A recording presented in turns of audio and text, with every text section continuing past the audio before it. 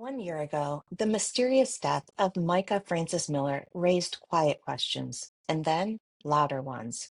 Chris Skinner, a decorated Army National Guardsman, motivational speaker, and beloved father of three, was found at the bottom of a neighborhood swimming pool on Labor Day of 2021. He was paralyzed from the chest down. Authorities quickly ruled his death an accident, but in the months that followed, that explanation unraveled, thanks in large part to one woman's persistence, his sister, Tamra McDermott. Since Tamra first spoke publicly, new evidence, new witnesses, and newly uncovered relationships have cast serious doubts on the official narrative surrounding Chris's final moments. Questions about care, access, motive, and even control over his wheelchair remain unanswered. But what's no longer in question is this: Chris's life and death demand a deeper look. Today, Tamra joins me and FITSNews correspondent Holly Lyons to discuss what she's learned, what she's endured, and why she refuses to stay silent, even when speaking out has come at great personal cost. This is her final public interview and her most revealing. So, Tamara and Callie, thank you so much for joining us today to have this important conversation about your brother, Chris Skinner, and everything that you've learned over the past, really, it's been since his death, but over the past 8 months, I think things have kind of come into a much clearer focus for you. Yes, most definitely. And I want to thank the both of you and FITSNews for allowing me to have my final event on your platform. I will say that speaking out and having the media approach me has been a newfound thing for me. And I just want both of you to know that I find FITSNews to have a lot of integrity. And that's why I've chosen to come on your platform, because I feel like I can trust you guys, and I appreciate that. Thank you. We try. So, I think we don't want to get too far into the weeds, but Chris was your brother, and he, we didn't know him in life, but in what we've gotten to learn about him, he was special. He was just a resilient person who, took the worst part of his life and turned it into something inspirational, which that's what's always impressed me more. But to you, he was a brother. Yeah. I have a really close relationship with my brother. And I know if anything happened to him, like you said, I would want answers. You just want to know the truth about how he died. So I commend you for that. I commend you for pursuing that, because in this story, in this case, it's not easy. There are always hurdles thrown at you in anything tied to Micah Miller.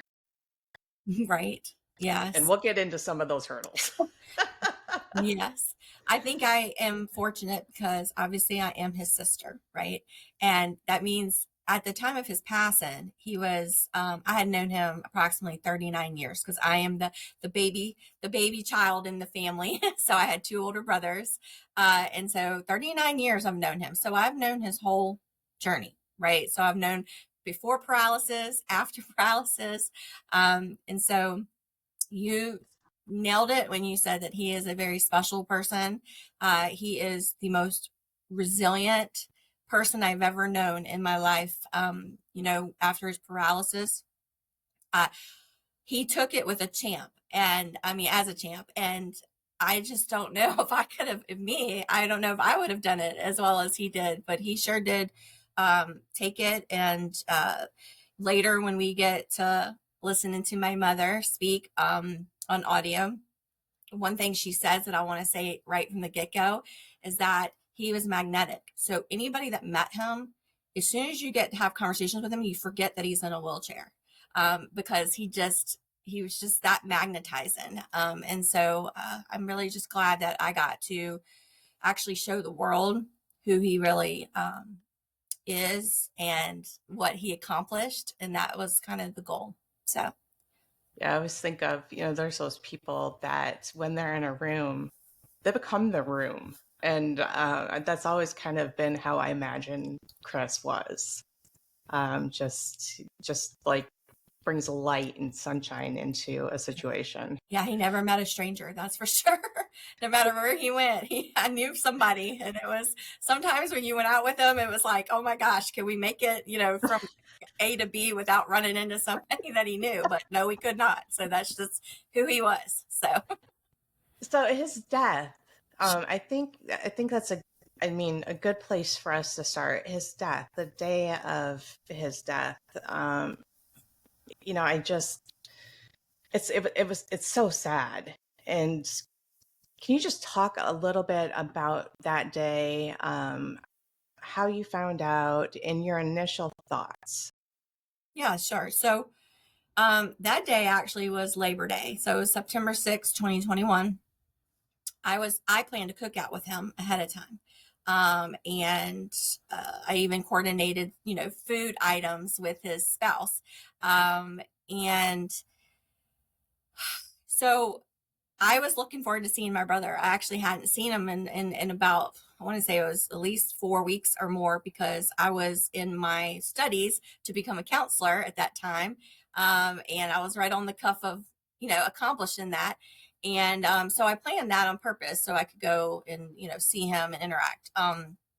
So that day I was prepared with all the food and everything, and I got the phone call. And I got the phone call that I was told by a neighbor, actually. A neighbor contacted me and said, I'm been told to call you to let you know that your brother has passed away. My first reaction was anger, because I was like, what? Like, selfishly, I was like, wow, this is supposed to be like the day I go over. Like, I didn't know how to handle it. But then what really caused the anger was the person said, he was found in the bottom of the community pool. So my first reaction was, and I feel whoever this person that called me is, I apologize, because my first reaction was, who let him in the pool? Like in the area, in the pool area. So that was my first instinct. And that poor person on the phone, it was a female. She said, like, I don't know the answer. Like, I don't know. And I was like, I'm sorry. And so that was my first reaction. Then I got there to the house, because I just dropped everything and I just went straight to the house. And I was able to, my dad lived inside the house. So I was able to go talk to him. And then I rounded up his wife and kids, and we went to the hospital to go try to, see him. So that's kind of my events that day. So beyond the anger, did anything that day strike you, like, just was it unsettling? Was there anything that just felt off to you about what you were being told, what was happening? Yes, I did feel there was something off. I couldn't quite put my finger on it. But again, you guys gotta understand, it was a shock to the system. Right. I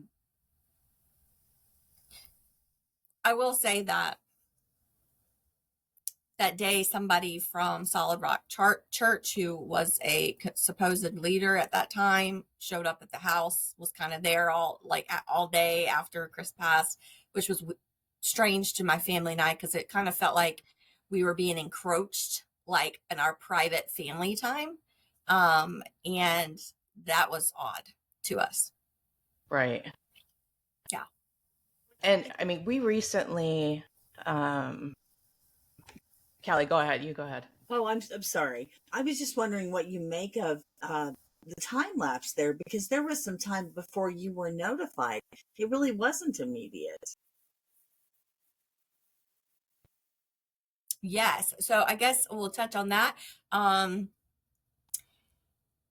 will say that we were not notified until probably, I want to say, like, at least 2.5 to maybe 3 hours after he had been removed from the pool and I guess at the hospital. Um, that was confusing. And I will say that when I got the police footage I went in December 2024 and went and got the footage that now is released everywhere. um, and I, I giggle when I'm nervous, but to be honest, it's been very hard to see it circulated. However, I do understand uh, that it's helped everybody confirm with their own eyes what I've been trying to say. But that day was, I guess the reason why I brought this up is that I did not know, and my family did not know, that the pastor of Solid Rock even was on the scene that whole day. We never had any interactions with him. So that was strange to see that. I hope that answered your question. It Oh, was it strange did. to see Yeah. that on our end too. It was just, yeah, yeah. And I mean, we had before, because we've had that video for quite some time and just held back on releasing it out of respect for your family. But in watching it, we had the same reaction. We were like, this is very bizarre. Before releasing it, we did chat with you about your feelings on it. And you said, I mean, to you, having the truth out there is more important than anything. Yeah. So that Well, did factor national into our decision. Yeah, and national news, got it, right? They got it. They took wind of it. And when guys know this, when national news takes over, it's like game over because they'll Yeah. they'll release anything. And so yes, at that point it was kind of like, well, it's out there. So So his death initially, after what little investigation I could see was done, was classified as an accident. Did you accept that initially? Did you? What were your feelings on that? it's a really good question. um, I will say internally, no, I've never accepted that answer internally. I can say it's been a topic behind the scenes in my family, which would be me and my parents. Um, and my parents, let me clarify this. I have a mother and a stepfather, and then I have a biological father. So all of us, there's always been a conversation behind the scenes. But out of respect for somebody that we have known for a long time, we just accepted the answer we received, because the value of that relationship meant more to us at that time. Right. That's what we did. Right. So, and part of the questions are kind of what we've learned since then. And so I'm going to kind of just get into the elephant in the room was and we have to call it alleged relationship affair that was occurring between Susie Skinner, Chris's wife, and John Paul Miller. To you, I don't think alleged is the right word to use, but and that was according to the affidavit of John Paul's ex-wife, Allison Williams, that was filed in court in early June of 2024.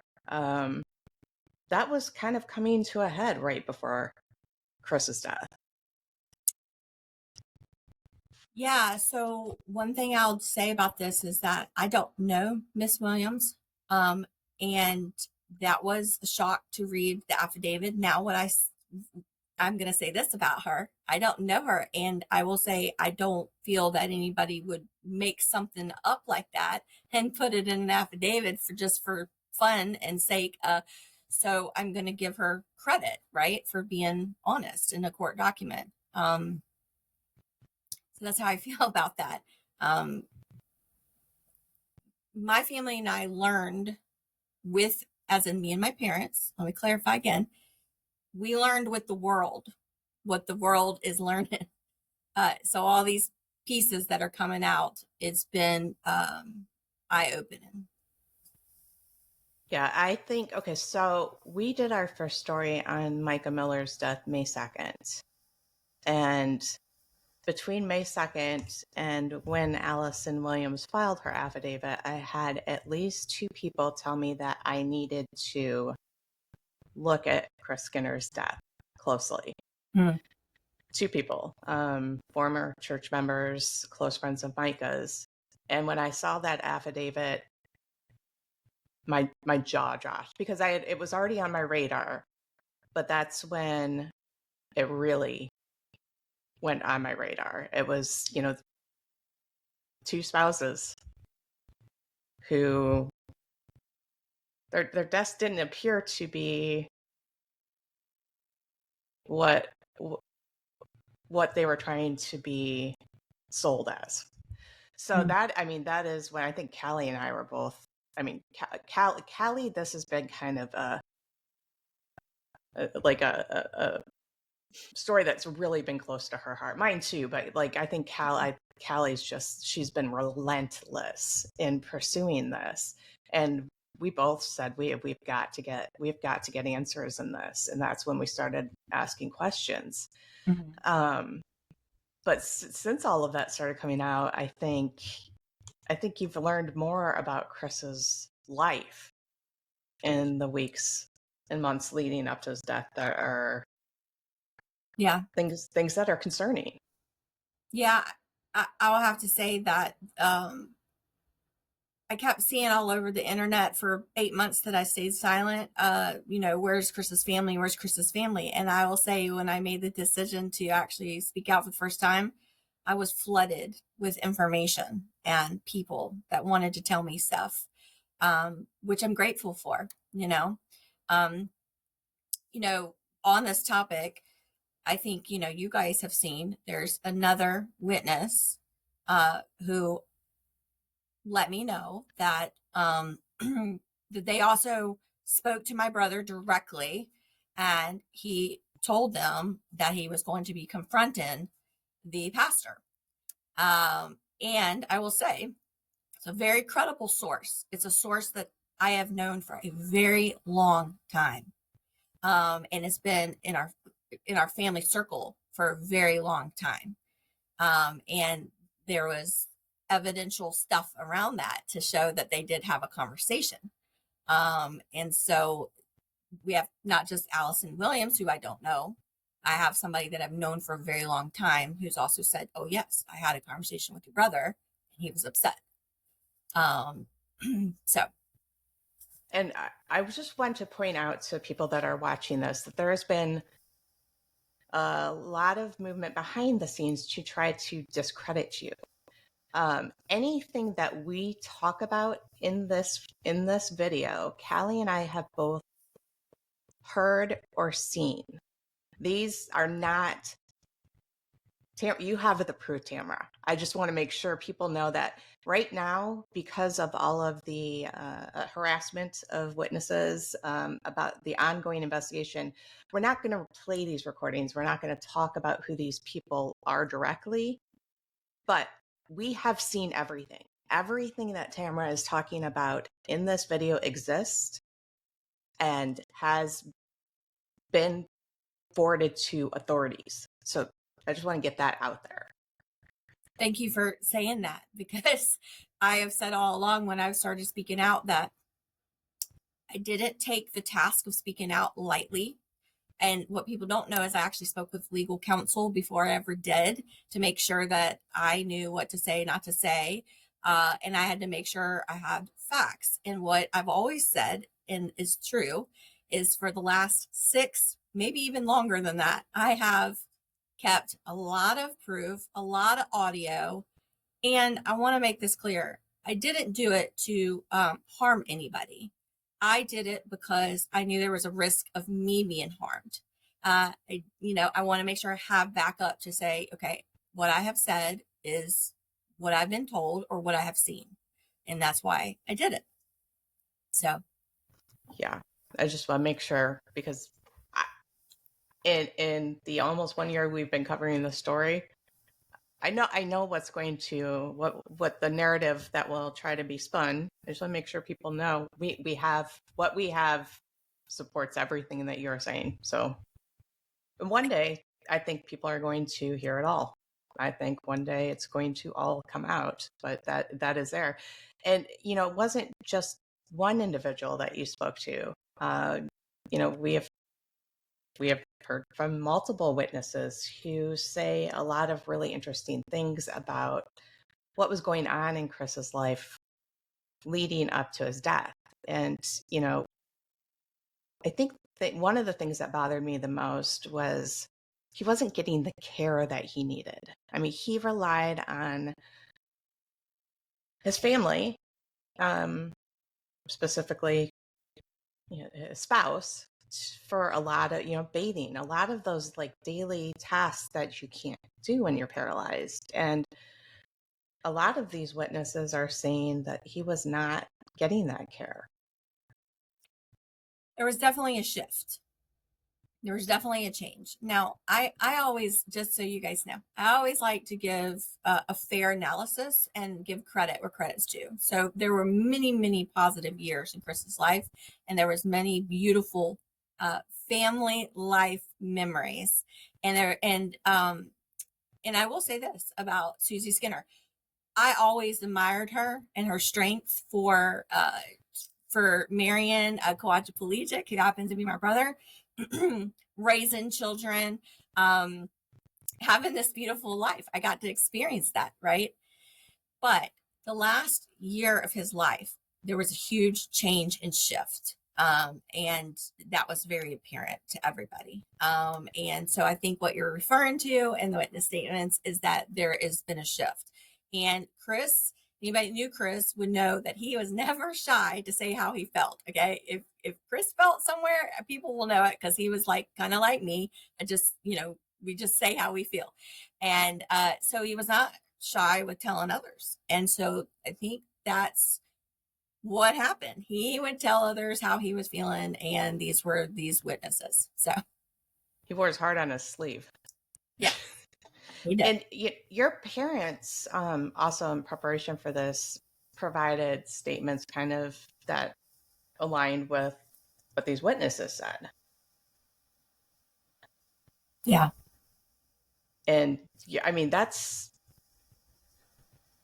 they're hard to hear. I mean, and we can play them at any point. Whenever you think they're relevant, just let me know. But yeah, I mean, and everything that we have looked at, everything we have seen, there's definitely a shift in the last year.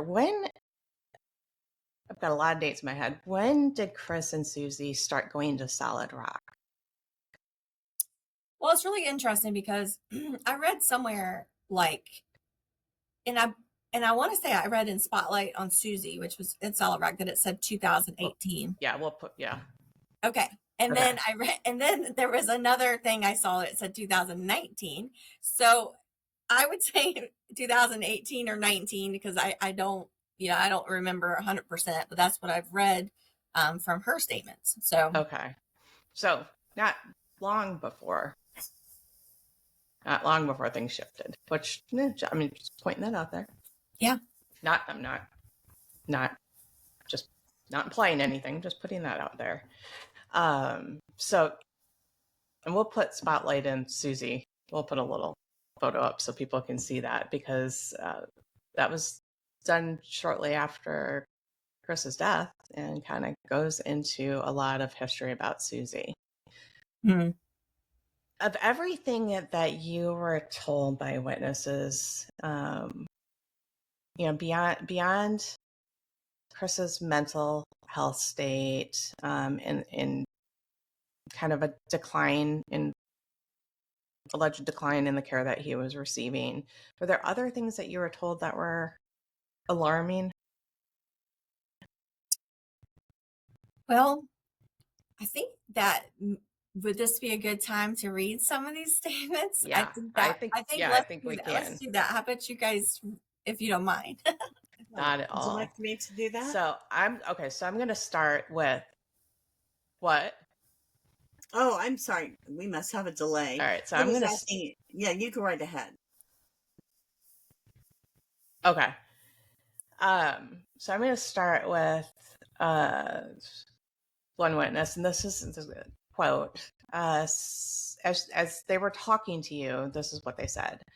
So my main points were that Chris was not the same for probably 6 months to a year before that. I also told him that Chris had told me a couple more times than once that Susie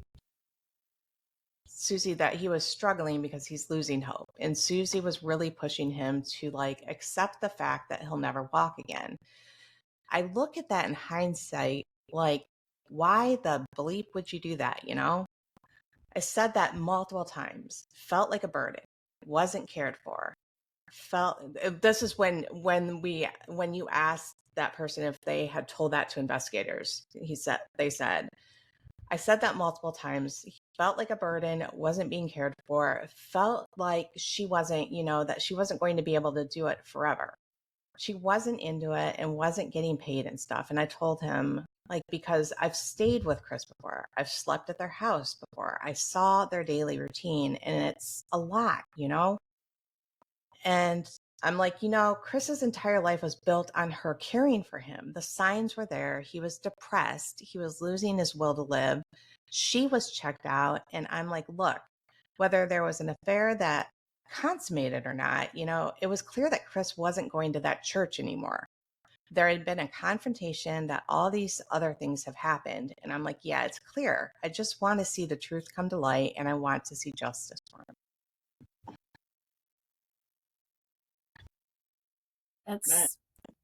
It's hard to hear those things, it's hard to hear how sad Chris was, Right. Okay, it's sad. It is really sad. And then we had another statement. This was a written one. I mentioned to blank, because we don't want to say who they were talking to. When I talked to Chris, one of the last times, a number of months before he would pass, he told me he thought the pastor had a crush or something for Susie. I remember him being very frustrated and pretty pissed off about it. Blank mentioned that she stopped bathing him. I remember saying that as well, along with either having told him or planning to tell him to stay the hell away from his family.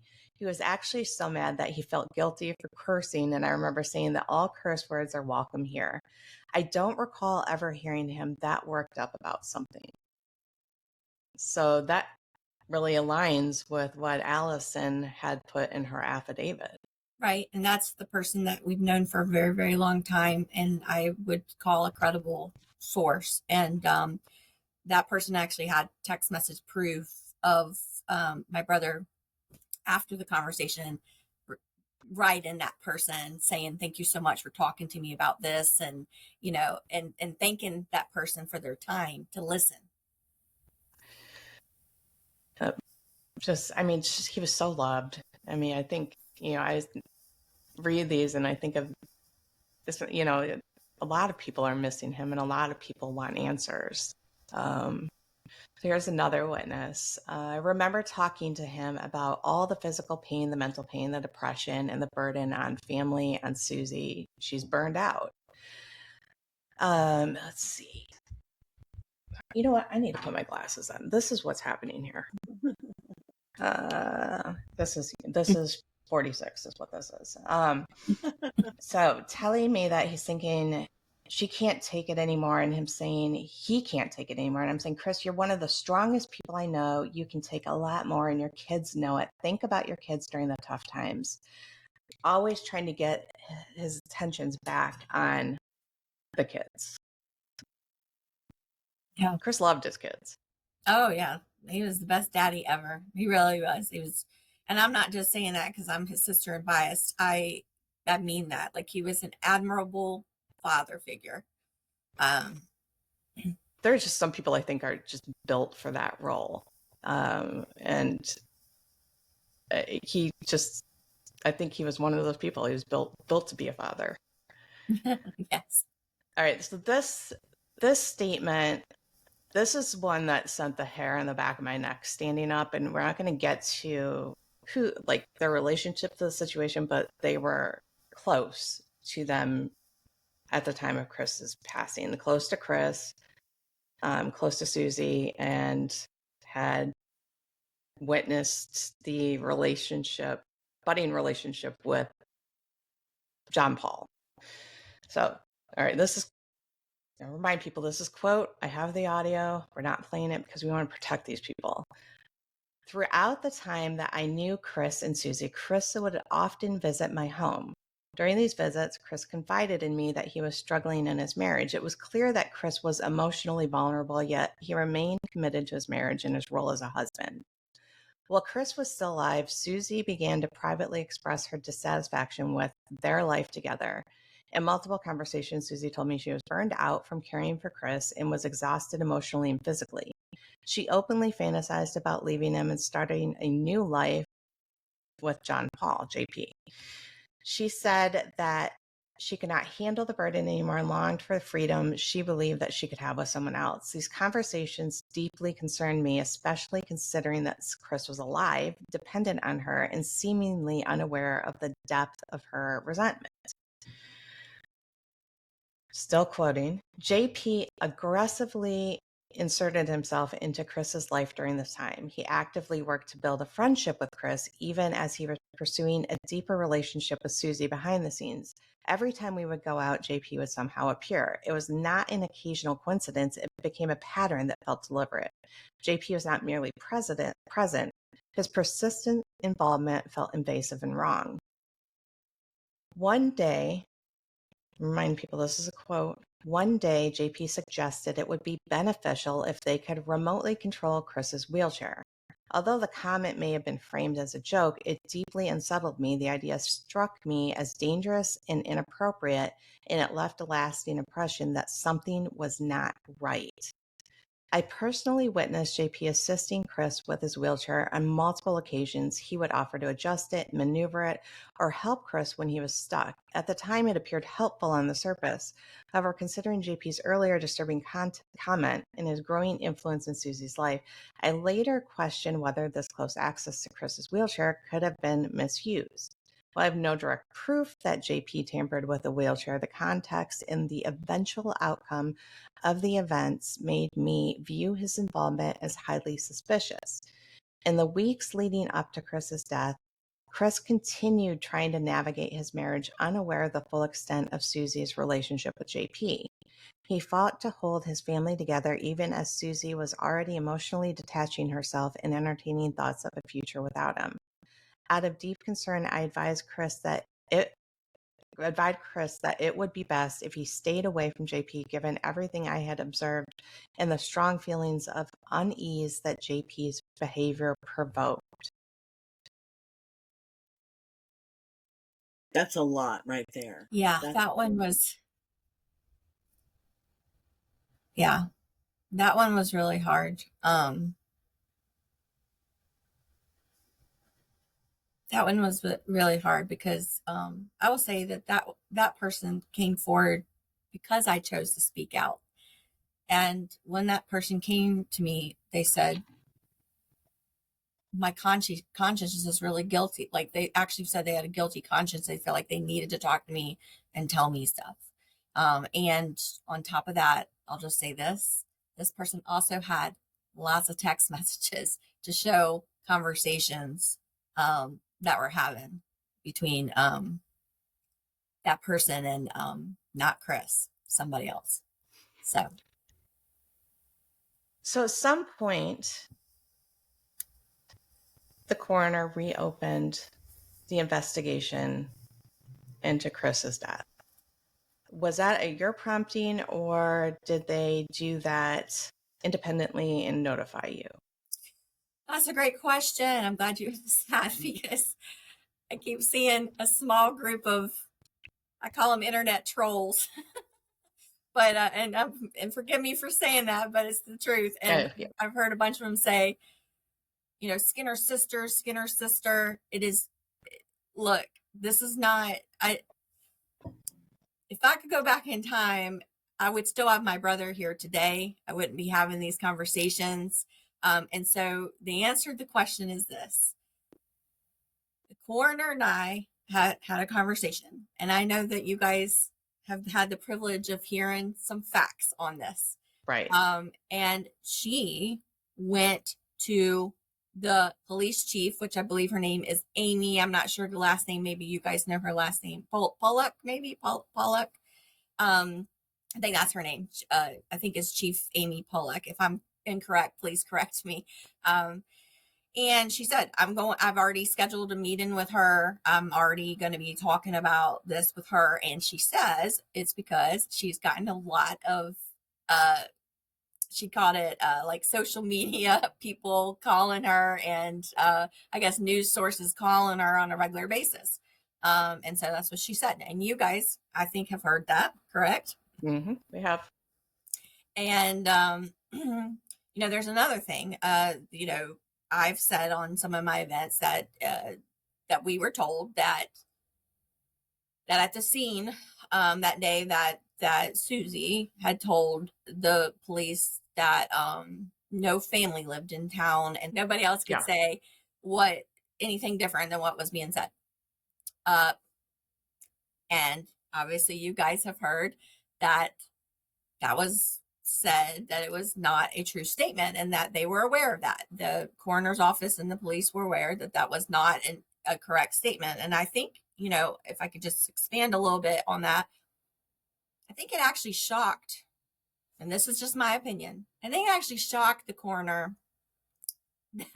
that anybody lived in town. Like, I think, and if y'all could have been a fly on the wall when that conversation happened, it was like, what? You live in town? Your dad, you and your mom lives in town, and your father lived inside the home with her? Right.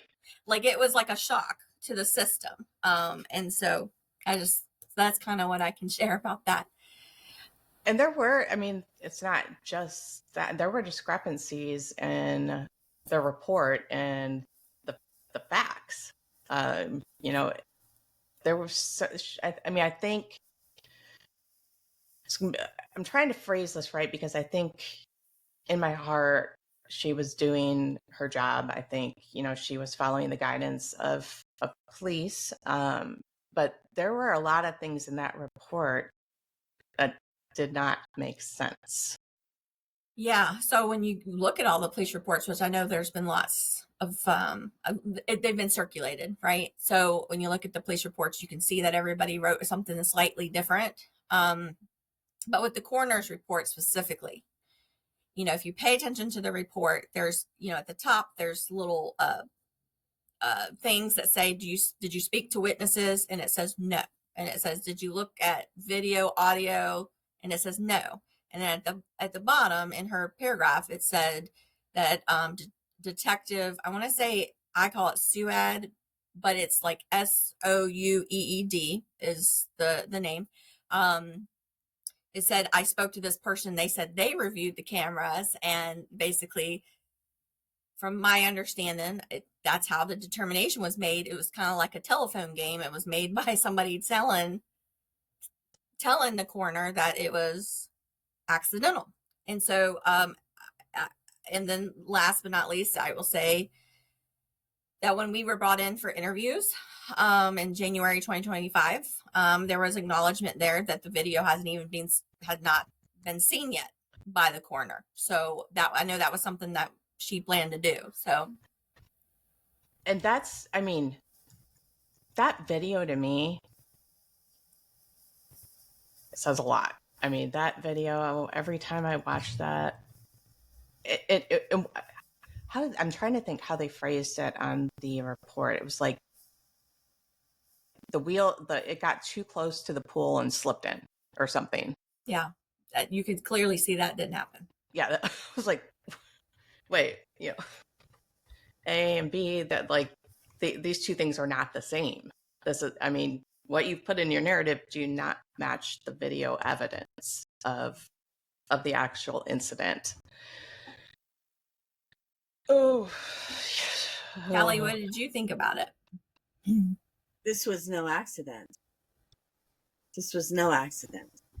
And I know that's the statement that has been made repeatedly, although it varies from time to time. It shifts a bit in the details. But this is no accident. In the video, you see he lines up and he stops for a moment and then he goes quickly forward. And I think that leaves the question, who's in control of the wheelchair? Did Chris do that? We know Yeah. this chair could be remotely controlled. That leaves open all kinds of possibilities, especially when you have someone who showed a fascination for a remote kind of situation. But it was no accident.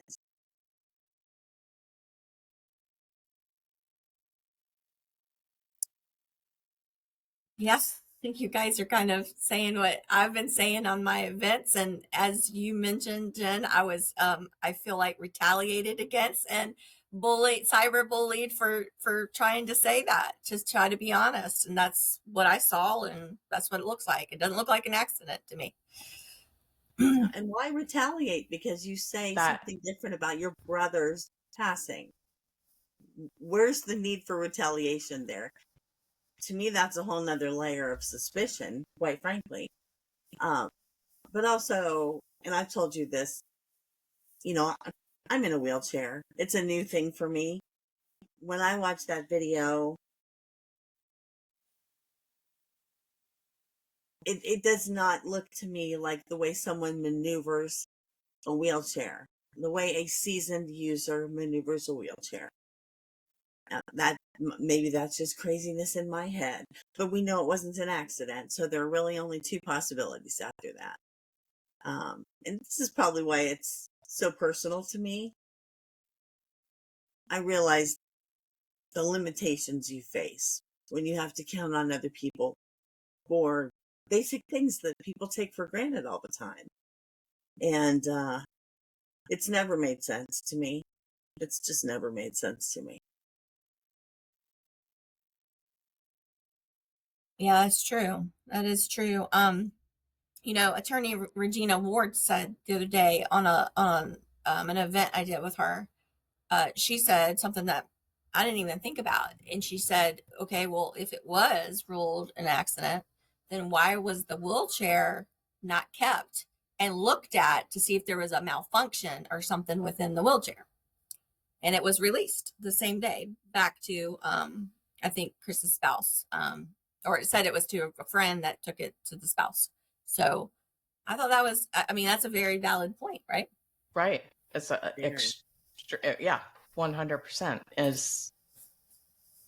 And I hate to encourage litigation ever because I think there's far too much of it. But in that situation, if you're saying that that was an accident, I would certainly be contacting an attorney to perhaps take a look at it. I'm just saying. It's a really good point. Definitely. Certainly is. Yeah, no, but let's not encourage any more litigation tied to this case. Right, Yeah. right. They give you Well, the wheelchair back so quickly well, doesn't mean for a number of reasons. Right. It should have been investigated more thoroughly because they really didn't know what happened. Um, but the fact that it was given back immediately and then immediately donated, so it was put into use. So anything that that wheelchair could have done to tell us if there was a malfunction, anything that could have been studied about that wheelchair has now been overwritten almost immediately. So the evidence is gone. right. Yeah. I have to agree with you, ladies. It's been a very eye-opening journey. But I do want to touch, when you guys are ready, I want to touch on the retaliation that I received. I would love to talk about that because I think it's such a sad but fascinating part of everything connected to this story. Everything. Yeah. It's a social media, it's like social media warfare. It is absolutely bizarre. And I think Chris's death is a very touchy subject for some individuals with opinions on this case or personal connections to this case.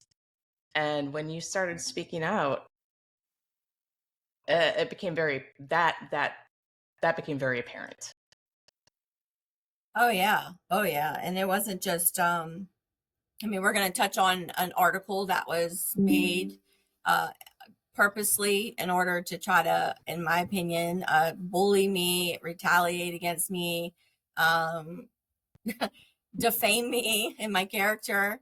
But I will say, in conjunction with that, I noticed there's a lot of little fake pages on Facebook everywhere where they also are doing the same thing, hiding behind these, little fake profiles. And so it's real.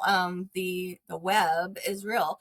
One thing I will tell you gals, is that I actually talked and consulted more than once with a defamation attorney on this matter. And did you guys know, I learned a lot of new stuff. Did you know that if you file a civil suit against someone, you can actually also go to Facebook, to the Meta, and you can ask them to reveal these cyberbullies that are behind the screen in conjunction with your civil suit. And so I learned that. And so, I would just be cautious if I was these guys, because they're not untouchable if somebody files a civil suit. Right. So, yeah. And so let's talk about this article for a second. So we know who, okay, so the person that made statements in the article is who? The man himself. The man of the hour, John Paul Miller. Yeah. And we don't want to bring any additional attention to this article because it was disturbing. But yeah, JP is the main source of information for that article. Right. And he was in conjunction with another gentleman who I have learned, and I know you guys have learned, that he is pled guilty of what was it, Jen? He pled guilty. It was related to COVID loan frauds. Yeah. And he pled guilty in federal court. Right. And so I know he's on 5-year probation. I know you have his paperwork, and I know I have his paperwork. And we didn't get it from each other. It was obtained in different ways. So anyway, so they worked together to disparage me, to defame me. And I want to touch on this for a second. Number one, I just want everybody to know that I have only met Mr. Miller one time.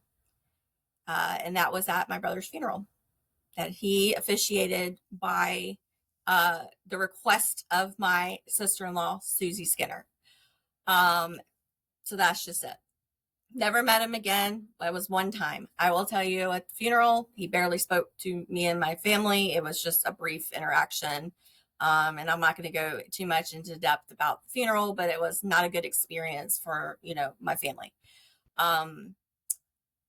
So that's just number one. He does not know me. Only had one interaction with me. But, he felt very inclined to say a lot of things about what he believes he knows about my life, about my relationship with my brother, and even threw out a threat on my licensure. So for everybody watching, I am a licensed counselor. But I want to tell you, I've actually also, just so you know, consulted with an LLR attorney. So it's a South Carolina license and regulation attorney. Labor license and regulation attorney. There you go. And I said, is my personal advocacy for my brother and me speaking out in order to ask questions about my brother and tell my truth, is that tied to my professional ethics and etc.? And they said, no. And in this article, Mr. Miller likes to throw out the ACA Code of Ethics, which is ACA Code of Ethics shall educate everybody. That's what us counselors, kind of go off of for our, our client care. So again, it's about counselor-client interaction and our professional ethics when we take in a client. I have not taken in any client when I have spoke out to the public on my brother's behalf. So I am not obligated to that. And but anyways, that was put in the article in order to kind of put a little subtle threat, according to the attorney I spoke to. But I will say I'm going to go through this a little bit step by step, if that's okay. Yes, please. Okay, I've got it pulled up. So a couple things I've noticed. He made a statement and said that, I've been waiting my whole life to be a victim. I want to make this clear. I don't feel like I'm a victim. I mean, I feel like now I'm a victim of cyberbullying and harassment and retaliation. But when I started this, I don't feel like I'm a victim. I feel like my brother is the victim. And that's why I'm standing up for him, right? Because I'm his sister, and that's what he would do for me, and I'm doing that for him. You've waited your whole life to be a victim. Says like that is okay. Personal opinion, that is a weird thing to say. Nobody waits their whole life for that. Yeah. But that was interesting. But when I talked to the defamation attorney, I want to have a statement here, and I want to read this because I think, it's important everybody knows this, because if you're doing anything online or you're writing anything in any article, I think it's very important that the viewers know. So let me pull this statement up. So I think this is what the attorney said on what he did. Just the fact that he said I'm unstable, and then he said something about my professional career, that is defamation. Okay, that is caused harm, because what am I? I'm a counselor, and I am a mental health counselor who, by the way, I'm licensed to diagnose others. Just so you know. Just throwing that out there. I just wanted to throw that out. Not that I would, diagnose anybody in this situation, but I could. Right. And so anyways, this is what the attorney's quote is. Mr. Miller has fallen into defamation, specifically libel. He's specifically fallen into defamation per se category. If you say someone's unstable and also make acknowledgement of their professional licensure, you are suggesting that someone's unfit for their profession, which is what he has done, and that's defamation per se. The powerful thing about defamation per se is that the general damages are presumed, which are shame, humiliation, retaliation, attempts to bully. The judge awards damages for those things because it's already presumed, because of the intent was to cause harm. So I just want you to know that technically I have legal grounds to file a civil suit against him. And I've definitely considered, and I'm not going to lie, I've definitely considered. I would just say that Mr. Miller has a lot other bigger fish to fry than this gal, in my opinion. And I would just encourage to leave me alone. That's my encouragement, to leave me alone, because there's other bigger fish that are coming. And so I could go forward, but it would take a long time, because it takes a long time when you do a civil suit. And I have to weigh in my heart, do I want to be tied to somebody who I've only met one time? And according to this article, by the way, I see what flows from the heart, and my opinion is meanness, cruelty. I don't see anything that represents, in my opinion, anything that is Christ-like and kind coming from that heart, based on this article. And so therefore I have to ask myself, do I really want to be tied to this person for a long, long time to fight a battle? Because I really feel like as you guys know, I'm a Christian. I think people know that, my viewers know that. And I believe that God is going to bring justice eventually. And sometimes we just have to be still. And so I'm weighing that. I just want to, I know people are not going to like this. That people are going to say, I want you to go forward and get justice. But sometimes I feel like there's a bigger plan. God has a bigger plan, and I have to kind of let that simmer. Now, it doesn't mean I'm going to allow continue abuse of like cyberbullying and stuff. Okay. So I just want to make that known. And I hope that wasn't too much to say, but I wanted to say all that. I think that's a fascinating discussion to have and look at. I mean, it's a good message for anybody in the broader context of this story. I Right. always say, if you do the right things for the right reasons, don't worry about it. Just that's all that you need to focus on, is do the right things for the right reasons, and look at the actions of others and ask yourself, are they doing Right. the right things for the right reasons? I mean, to me, somebody questioning the death of their family member, why would you have a problem with that? That's a good question. Yeah, I just Nobody has ever said to me when I ask questions about my other brother, because people don't realize, a lot of people don't realize I've lost both of my brothers. Okay. So I'm the only child that my parents have left. And I do want to say this now that you brought this up. I think there's a lack of empathy on their behalf, the other side's behalf, for the fact that my parents have lost two sons and they're allowed to ask questions and I'm allowed to ask questions. And sometimes I just feel like the focus is all kind of self-centered focus, and it's not looking at other people with kindness and understanding to know they have the right to ask questions about their loved one. And so, I want to say something about on that. So it was very hard for my parents to see this. It's not okay. And on top of that, he Mr. Miller put it in his statement. He said that now that Chris can't speak for himself, Tammy's other brother unalived himself. And I want you to know that is an incorrect, false statement. It's not on the death certificate.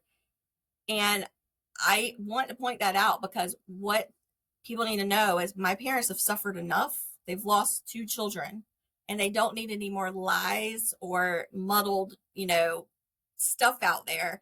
They've already experienced a year of listening to everybody speculate about Chris all over everywhere. And so I think that was not kind at all to make up stuff. And so I want to, if that's okay, I'm going to keep going. He says that I did not like that Chris was a strong, faithful man of God who was able to accomplish more as a quadriplegic than I could ever imagine. Okay, again, let's just highlight what flows from that person's heart.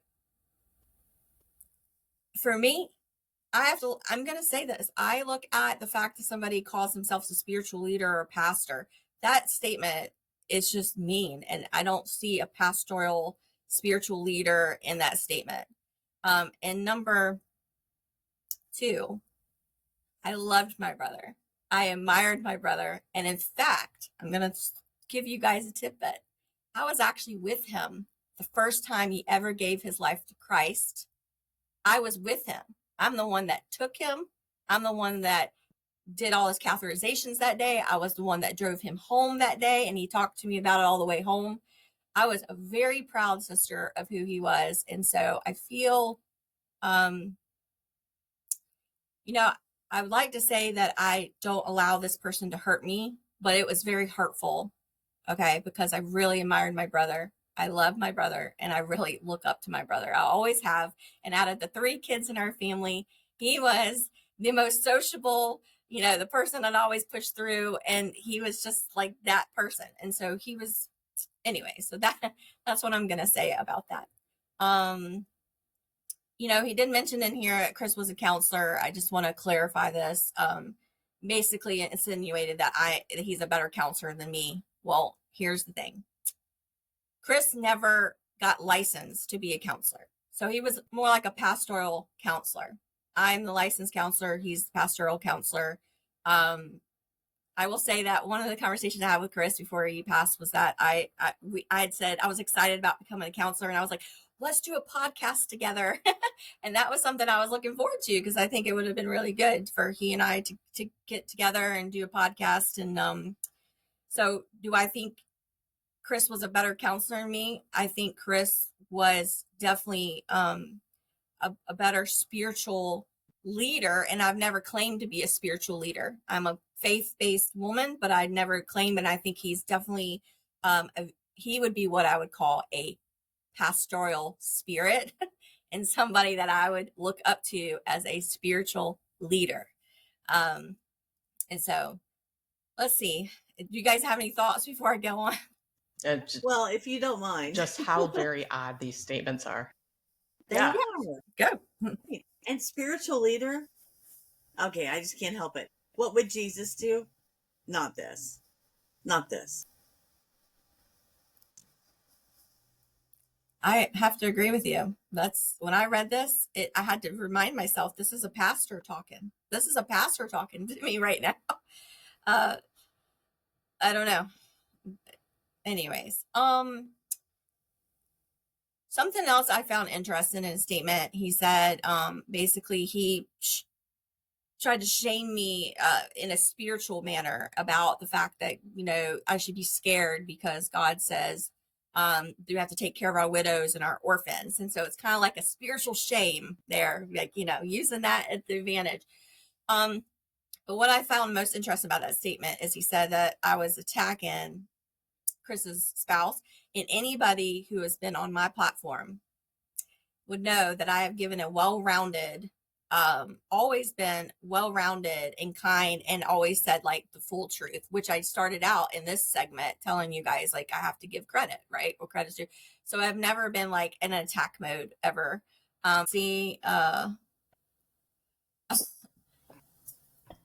So you guys can expand on this too. So said in there basically that Tamra, I should know that they started dating in January 2025, and he wanted me to know that. So what do you guys know about that? I know you guys have a lot of data.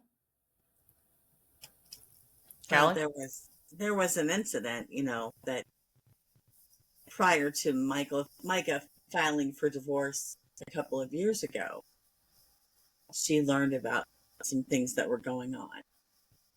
And so I'm sure that her divorce attorney from that time has very specific knowledge just regarding dates and people that we probably shouldn't get into here. But January of this year that's a little ridiculous.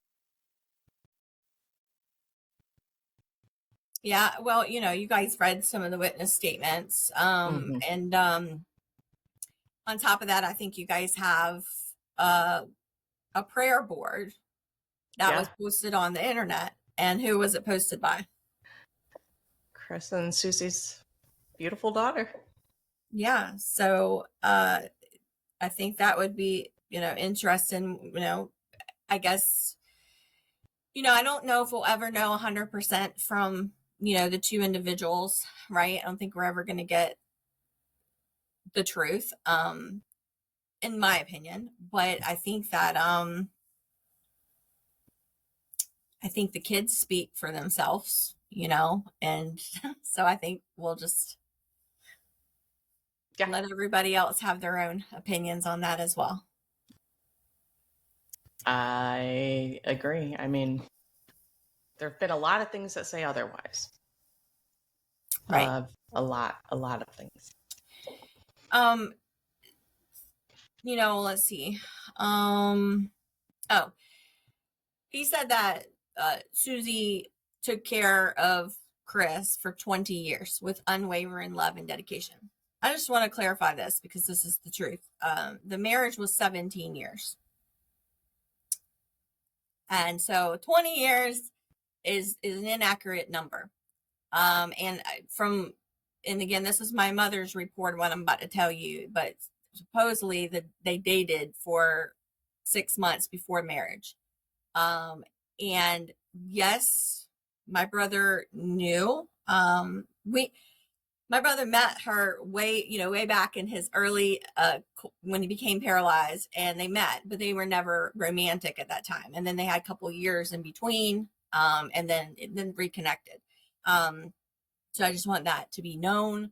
So I'm not discounting the years of dedication and care. I mean, it takes, like I said, it takes a special person to care for somebody and to marry someone who's a quadriplegic, right? And to want to be the caretaker and the wife. So I'm not discounting that, but that's a that's an incorrect statement. And then it goes on to talk about it's heartbreaking for someone who never stepped up to care for her own brother to choose to now attack the one person who basically kept him healthy, loved, and saved.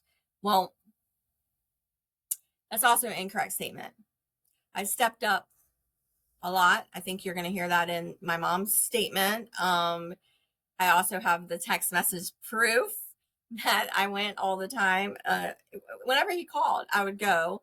Of course, I had my own life and my own kids. And there might have been times where I had to say, like, okay, I can't today, or maybe someone else. But for the most part, if he wrote me and said, I need you, I was there. I took him to doctor's appointments. I did errands for him. I brought him food. Chris asked me if I could take care of my dad, like to take that responsibility off of her, actually. And I stepped up. And just so y'all know, I'm my dad's durable power of attorney. And so I take care of my dad. And so I just, that kind of stuff, just blows me away. The little twist of information. More than anybody, though, I want to give this credit. My mother stepped up more than any family member stepped up. And she deserves that respect. She was with him, and you'll hear it in her statement. She was with him all the time, helped him all the time. She helped them. She helped him physically. She financially, she helped them multiple times. And I'm not even going to get into all that, but she was always there to help solve problems, to do things. And so this whole narration that it's all one person instead of a family team, I want to tell you guys this. Our family's not perfect. No family's perfect. We had our ups and downs. But one thing Chris, I know, could say is that his family was always there. We were always there from the time, he was little all the way up, from his paralysis all the way up. We were there and we showed up and we helped. So I just think we'll just sum this whole thing up with saying this. I think it was very cruel of Mr. Miller to write all this. I think I have lost both brothers, and that is not making me a victim. That is an acknowledgement. That's a fact. I feel like I have every right to advocate for both of my brothers. I have never had anybody question me ever about my other brother. If I ask questions about my other brother, I've never had someone tell me I can't talk about my brother's death. But apparently, I have a text message from my former sister-in-law telling me that I was not supposed to talk about Chris's death. And I am allowed to talk about Chris's death. I am his sibling, and I've known him longer than who? Than almost anybody. Right. Yeah. And his wife. I've known Right. him longer than his wife. So I feel like it's not okay. So I know I get a little emotionally charged when it comes to this subject, but that's because I feel like it's unjust. I feel like it was not nice. So It is unjust. Absolutely. It's- It's your story. You have the right to ask questions. You have the right to tell your story. If somebody doesn't want to hear questions, that's just a whole nother situation. They've got something going on there. I'm terribly sorry that you and your family have had to go through this. It's hard enough to lose I someone. appreciate that. I appreciate that. And you know what? I want to say this. There was also a claim in there about me as about Chris didn't. Oh, at the end he said Chris didn't want me around his family, and what I think was interesting is that's projection, because I have two sources that have said that's what my brother said to that person. And it's just not true. And I know that a lot of viewers have seen, if you go to a Shirt Impact YouTube channel, you will see lots of pictures. In fact, you know what? In fact, I'm going to go ahead and throw those text messages up hang on, give me 2 seconds. Okay. Text messages planning the planning the, let's see. And it Let is me projection get, from don't someone worry, I can who, cut this part out. by court order, It's is not 100% allowed to a be projection. around his children. Yeah. All right. Text between you and Chris.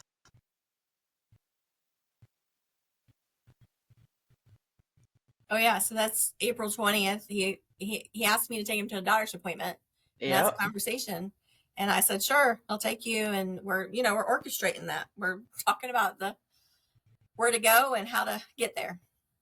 All right, and we'll look at one more. May 7th. Oh yeah, so May 7th, 2021, he's asking me, can we go to lunch, and that he would pay and that it would be with his family. And then of course you see my response in the blue. It says, okay, my boys and I are coming. So that means I brought my 2 sons and we went. And And then, all right, let's take a look. I mean, for somebody who he wanted to allegedly stay away from his family, here's a text planning the cookout. with my sister-in-law. Mm-hmm. And I told Chris, so that means I had a conversation with Chris, which I did. And we talked about doing the cookout. And then he told me that he wasn't sure if Susie was working or not. So I reached out to her to make sure she wasn't working, and that we would coordinate, food. And that's what we did in that text. Yeah. So any indication that you were estranged or they weren't comfortable with being around his family, clearly. Yeah. Yeah, yes. And then like if you go to my YouTube page, you'll see like a whole slideshow of pictures from when the kids were young all the way up. Well, your parents haven't been visibly involved. They're supporting your Oh yeah. advocacy of your brother. Okay. So your family, is close. You're close to your mom, your stepdad, your father. And we have heard the question, why aren't Chris's parents speaking out? And you are just kind of the voice for your family. Your parents are elderly, but they do support your advocacy for Chris. Yeah. So one thing I'll tell you guys is that before I ever made the decision to speak out, I got together, had a family, mainly with my mom and my stepdad, and I said, this is what, we're thinking to do. And they were like, we're all about it. But we talked about the risk because we watched for 8 months all the mudslinging and the things that were happening from the other side. And for me, it was intentional and purposeful for me to say, I will take the brunt of it. I will step out and protect you guys because I did not want my mother, especially. Okay. My heart, you can tell I've got a close relationship with my mom. I speak to my mom every day on the phone. I did not want, she's a sweet soul. I did not want her to endure what I was going to potentially endure. But we felt as a family, and also I'll say this, my dad, because I'm his durable battery, he was always fired up. Like, I'm ready to talk. I'm ready to talk. And I'm like, you know what? I will take it. I will rise and I will do this. And because I'm younger, I'm their child. And I was like, and I will take the brunt. And there was a risk. My mom and I talked about it. My mom was actually very concerned for me, not just the risk of the verbal assaults that I would get, but also she was worried about my safety overall. She was like, I just want you to be safe. So she threw that out there. But anyway, so yes, I've been the advocate for my family, but it has been purposeful and intentional. But they're behind me and they have their own opinions and their own voices. And so yes, they've made special audios for this event, as well as they've made, some for my prior events. But this one also will tell a little bit more detail for the viewers. All right, we're going to start with your dad. I went in his room one day and I was just talking to him about football. And then he turned around and said, well, why are you not going to church, Christopher? He said, I don't like it church anymore. He turned around with tears in his eyes and he said, yeah, Dad. I said, problem with family? He said, yes. and I got to let her go. He said, I don't want you to get involved in it. Take care of it. So I went out of the room. Now, that day we were at Labor Day. We would have a cookout. My daughter Tammy was coming over, bring some stuff. He came in my room and he said, when's Tammy coming over? I said, noon. She told me lunchtime. He said, thank you. He started me. He started to go off. I said, Chris, he got back up. I said, I love you. He said, I love you too. I said, I think I do love you. That's the word. Chris was a very chosen man. He had a messed up body because of his injury. He had a lot of brains. He had a lot of things he was doing. In spite of all that, he wanted to live until his future was 18 years old and got in high school. I believe that John Carmella and Susie prevented Chris from being able to see his kids later in high school and come turn 18 years old. That's what he was his goal to do. So that's my dad. And I just want to clarify for the viewers, he's got Parkinson's disease. So he sometimes, it's hard, sometimes make him out. And so I was proud of him because for the most part, it's pretty clear. It makes me sad to know that Chris asked him what time I was coming over. I had already communicated that to Chris, a couple days prior, but I think maybe I don't know the significance of that, but I thought that was interesting that he asked him that. But at the end, I don't know if anybody could make it out, but he said he feels like certain individuals prevented him from being able to make it to the kids' graduation, because that was always something he did talk about. He wanted to be around for their graduation. So, which is interesting when you look at his mindset, just sad. Sorry that every time I listen to that made me sad. It's when he said, I love you. yeah. Okay. Let me get your mom's statement open. She's an amazing mother of 2 sons, a wife, a sister, and a daughter. I appreciate her faithfulness in sharing Chris's story. I can tell you that throughout his entire life, he embraced living to the fullest. Becoming paralyzed slowed him down only for a short time. He may have sat in a wheelchair, but that's not what you noticed about him. He had the biggest personality and was so charismatic. When he engaged you in conversations, you forgot about the wheelchair and you only saw him. His daily life revolved around his family, especially his children. He knew his paralysis made things harder for them, so he tried to make special times extra fun. Sometimes he needed help from others, but he was the most present father of anyone I have ever known. I have always been on call anytime he or they needed my help. In Myrtle Beach, I only live about a 20-minute drive away.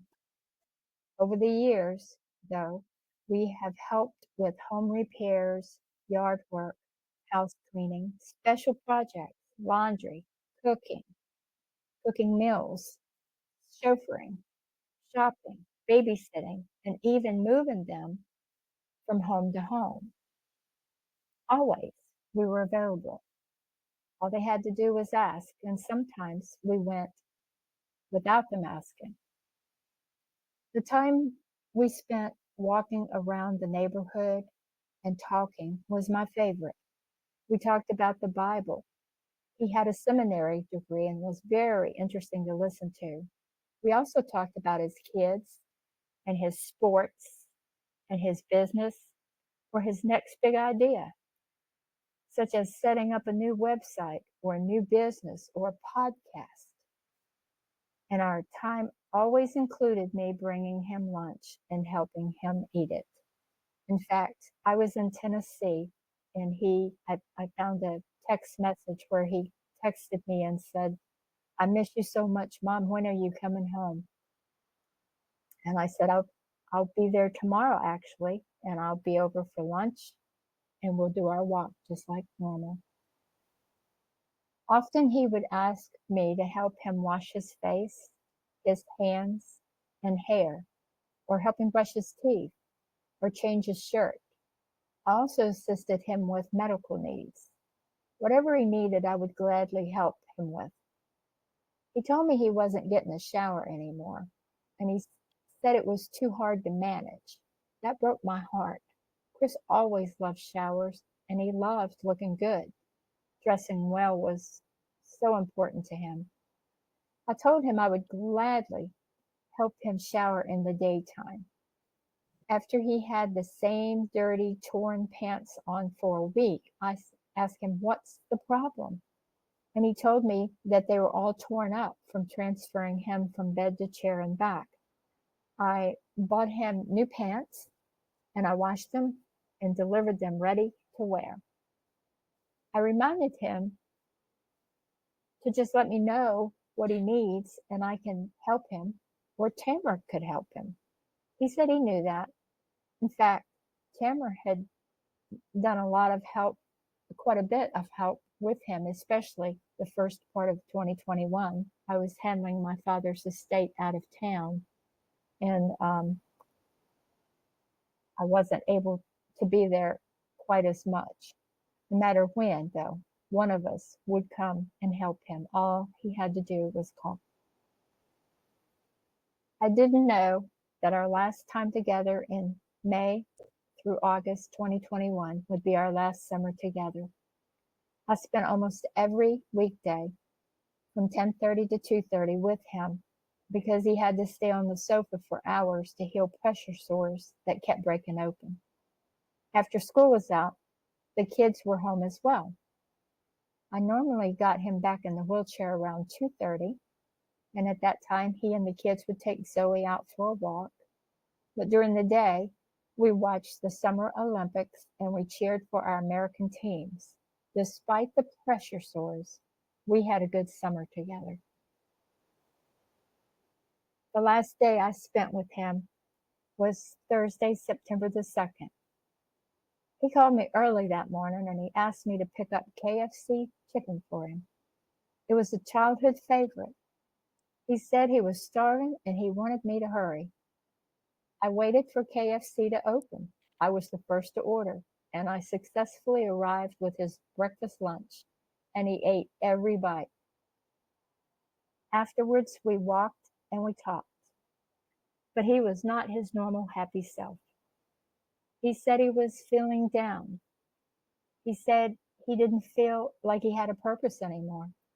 I tried to encourage him, reminding him that his children still depended on him for guidance and love, and that perhaps could be his purpose at this time.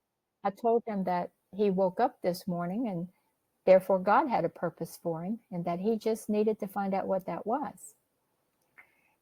He said he knew that, and he said he was lonely. He was aware that others were pulling away from him. He missed his family. He knew they had a busy life and that they were gone a lot, but he felt them pulling away also. I asked about his church friends. He said he didn't have a church or church friends. He told me he hadn't attended church in months. He said he didn't like the pastor, but his wife and children still attended. After his death, I found out that he did attend that church on Sunday, September the 5th, and came home very angry. Chris had a desire to live long enough to see his children graduate high school, even college, see them get married. Sadly, that didn't happen. I believe something traumatic happened that changed his whole outlook, something that he couldn't control, something he couldn't live with. His family was his whole life, and he couldn't live without them. His life was taken too soon. We will always carry our love for Chris in our hearts. I miss you so much, my son.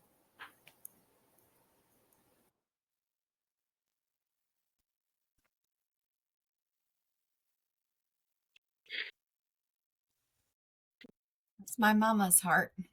She's one of a kind, that woman. I want to point something out, you guys. My mom mentioned that Chris did go to church the day before he died. That's the first, and I want you to know something. In the attack against me in the article, Mr. Miller said that he went to church the day before. And he claimed that Chris was so nice and kind to him. I want everybody to know that I specifically never brought that up to my viewers. And I always said he didn't go to, because he didn't go to church for months, and he didn't. Right. I specifically did not bring that up because I never wanted anybody to say that I was implying that that's what caused the next day. But since Mr. Miller brought it up in his article, and my mom has now confirmed it, I want you to know that we know that he came home, per my mom and per other people, he came home upset and angry that day. And that's just something everybody needs to know. And so thank you guys for your I can feel your empathy. And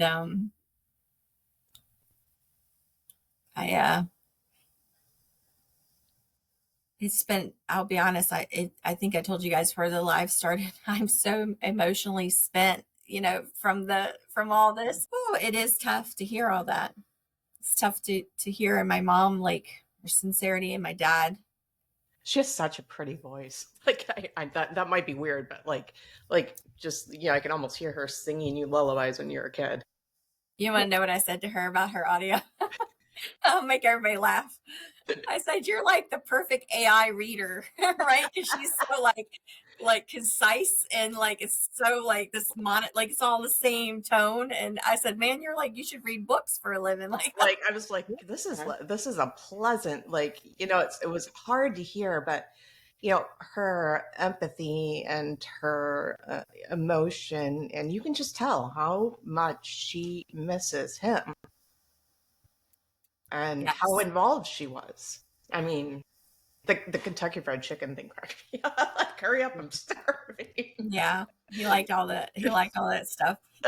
I will say this.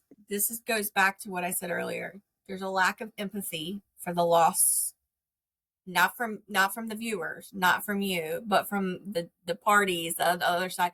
Lack of empathy for the loss. I don't think anybody has considered. There's all this throw in blame game stuff. Nobody's considered the fact that us as family members have sat for an entire year now and watched Chris be speculated all over the media because people choose to go in public together, right, and keep it going. And there's been no accountability for that. And it's all been that it's my fault for speaking out. It's my parent, it's everybody else's fault. And I'm not going to let that stick, because from the moment Micah passed, and my heart goes out to the Francis family and the friends of Micah, the moment she passed, the decision to go in public together, that caused the speculation of Chris, and then the continued, and and so I'm not going to take that accountability.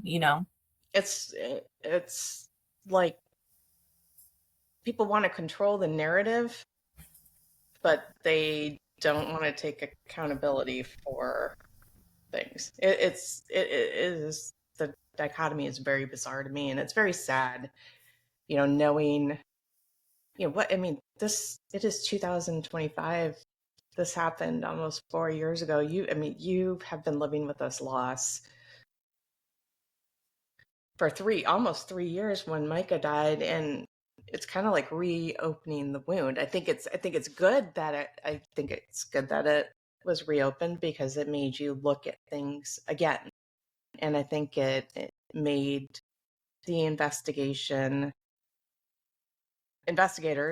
and the coroner take a look at Chris's death again. But, this grief is a journey.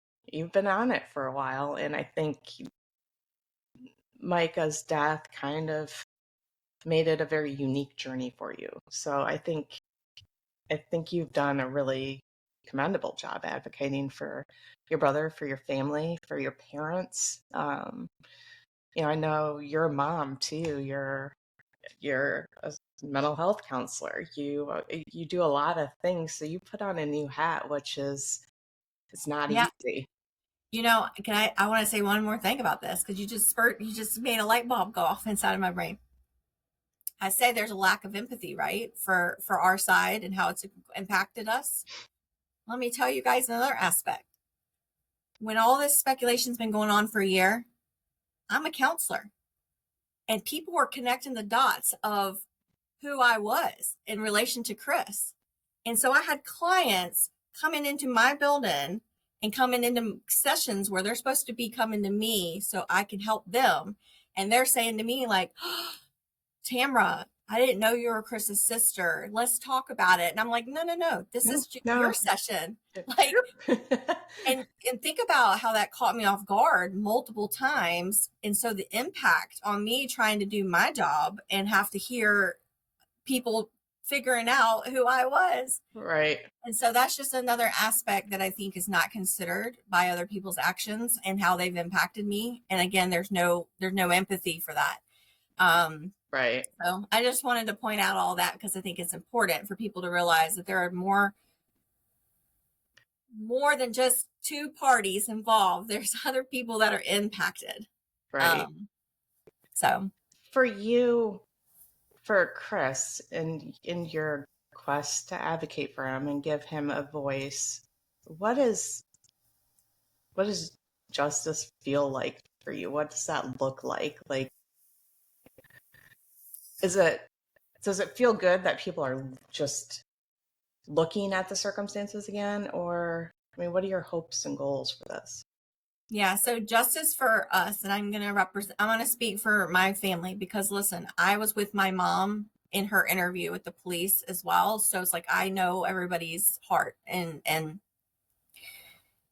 we always said to the police, we had no expectation on whether or not somebody was going to be charged with a crime or whatever. Because our heart, we know that it's going to be God's will and God's plan. Okay. So for us, justice for us is just the truth. We just want the truth out there. Now, do we have expectations that's ever going to be fully committed to? No. But I will tell you this, there is enough out there now, enough factual evidence for people to be able to make a consensus of what that truth is. And that's also enough for us to be at peace to go, we know, this, like we know what we need to know.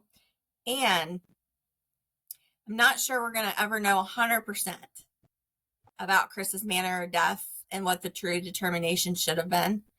But what I do know is that God will one day hold accountable who he wants, in his time and his plan, and it will all come in the way that he wants it to. And I also know that Chris is at peace and he's healed and that he was a Christian and that I know that I will see him again, as well as my other brother. And so that gives me peace. But that's justice to us is just knowing that we have most of the truth, but not by the people that needed to be honest, but by the people that were brave enough to come forward and tell us the truth. And we are very grateful for those people.